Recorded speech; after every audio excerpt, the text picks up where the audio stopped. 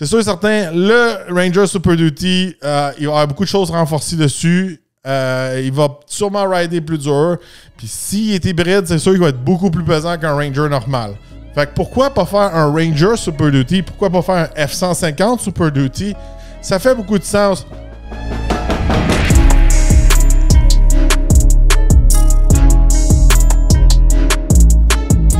Bienvenue au Torque Podcast. Est-ce que Ford vient de dévoiler un Ranger version Super Duty? Alors, en Australie et Nouvelle-Zélande, ils ont eu un tease pour 2026 d'une version Super Duty du Ranger. On n'a pas beaucoup de détails sur le fameux modèle, mais ça veut en dire long, une version Super Duty du Ranger. On s'attend à un Ranger qui va être plus capable. Alors, en fait...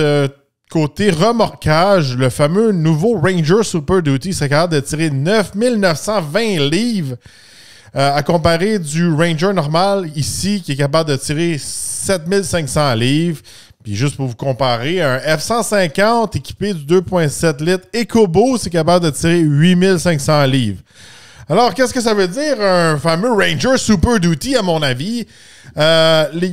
On peut s'attendre à plusieurs choses de ce modèle-là. On peut s'attendre à un modèle qui est sûr et certain qu'il va être renforcé. Je penserais pas qu'il serait un dually. Ça serait amusant, un Ranger dually. Même à un moment donné, il y a eu des expériences custom. Je pense même que Ford avait travaillé sur un modèle à un moment donné.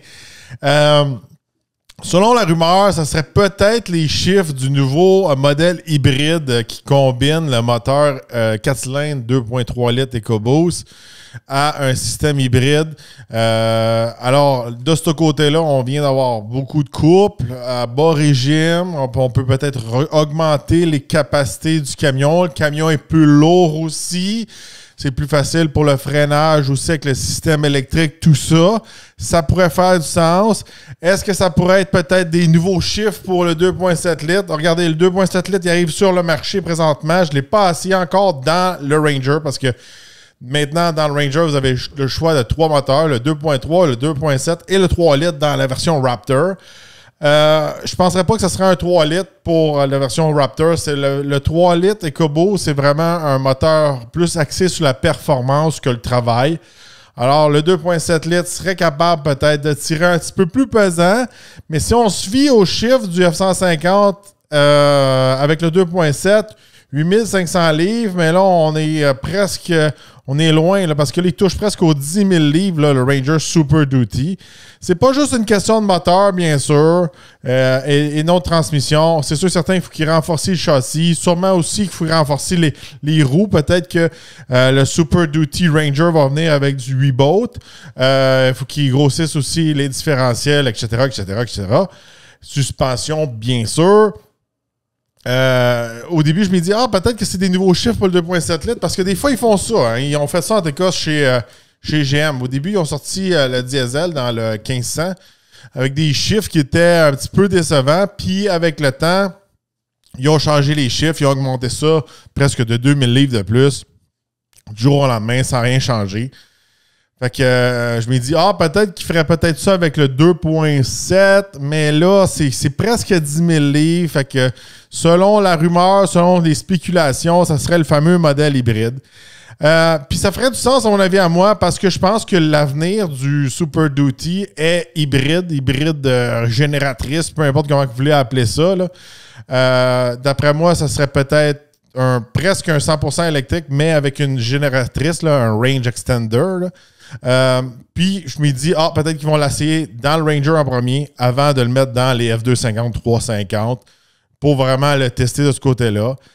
Pourquoi faire un Ranger Super Duty? Ben moi, je trouve que ça fait beaucoup de sens. Il y a beaucoup de gens qui ont besoin de beaucoup de capacité, mais des fois qui sont un petit peu plus restreints dans les dimensions de leur garage, leur parking, s'ils vont en ville, etc., etc.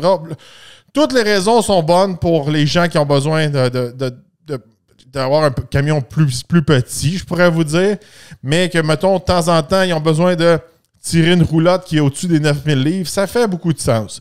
Puis, qu'est-ce que j'aime beaucoup, puis que je pense qu'ils font chez Ford, côté marketing, ils ont beaucoup des sous-marques, des sub-brands que j'appelle, qui sont très fortes.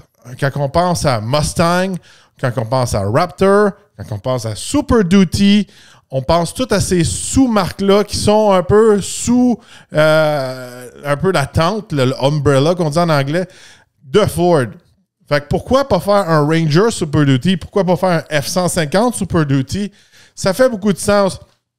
Il y a beaucoup de gens, moi je pense qu'il y a vraiment une place pour un F-150 Super Duty. Il y a beaucoup de gens qui veulent un F-150, mais ont besoin des capacités, mais juste les capacités de base d'un F-250, puis ils veulent pas s'embarquer dans un F-250 diesel, c'est trop cher. Ils veulent pas la consommation d'essence d'un Super Duty avec un moteur à essence. Ils veulent rester dans le F-150. Fait que ces gens-là, souvent, ils vont rester avec le F-150, mais des fois, ils chargent un petit peu trop fort leur F-150, ou il est pas tout à fait équipé pour faire la job comme il faut. Parce que, je vais vous rappeler, on parle de capacité de remorquage, puis comme vous savez, j'ai passé beaucoup de temps chez Ford, j'ai passé beaucoup de temps dans les salons de l'auto. Fait que, tu sais, des questions de remorquage, c'est des choses qu'on avait tous les jours, puis on avait toujours notre Bible avec nous, savoir qu'est-ce qui était quoi. Puis, tu sais, c'est beau dans les annonces, ils vous disent « Ah, F-150, il tire 13 500, 14 000 livres, peu importe le chiffre qu'ils vous disent dans les annonces. Il vous cache quelque chose, puis c'est marqué dans les petits caractères qu'il faut sortir votre loupe puis vous mettre à 2 pouces de votre télé. C'est juste un camion qui est capable de faire ça. En une configuration, puis je vais être franc avec vous, là, moi je le disais aux gens, c'est un unicorn. C'est pas parce que tu as pris ton EcoBoost ou ton PowerBoost que tu es capable de tirer 14 000 livres. C'est pas de même que ça marche. Il y a des packages exprès. Il faudrait que je vérifie en 2024 c'est quoi le unicorn. Mais moi, dans mon temps, puis ça revient un peu à la même chose, c'était un package heavy duty. Puis même là, je pense des fois, ils ne mettaient même pas sur le site Internet. C'est vraiment une commande spéciale au dealer. Ça te prenait les mags 8 boats. Puis c'était des mags en métal. Ils n'étaient pas beaux, ils étaient laids. Ça venait avec la suspension renforcée à l'arrière. Fait que le camion devait rider vraiment dur. Il y avait le plus haut ratio différentiel. Il y avait tel moteur, telle boîte, tel câble. C'est pas la configuration normale. Puis c'était un duo motrice. Fait que c'est quand tu as un 4 portes, ben, tu réduis tes capacités. Quand tu as un 4x4, tu réduis ta capacité. Quand tu as beaucoup d'équipement, tu réduis tes capacités. Toutes ces choses-là, toutes les choses qui rajoutent du poids à toi ouvrant, toutes ces choses-là, ça réduit les capacités de remorquage. Tu as des 33 pouces, tu as un Tremor, tu as un Raptor. C'est comme un camion pour tirer.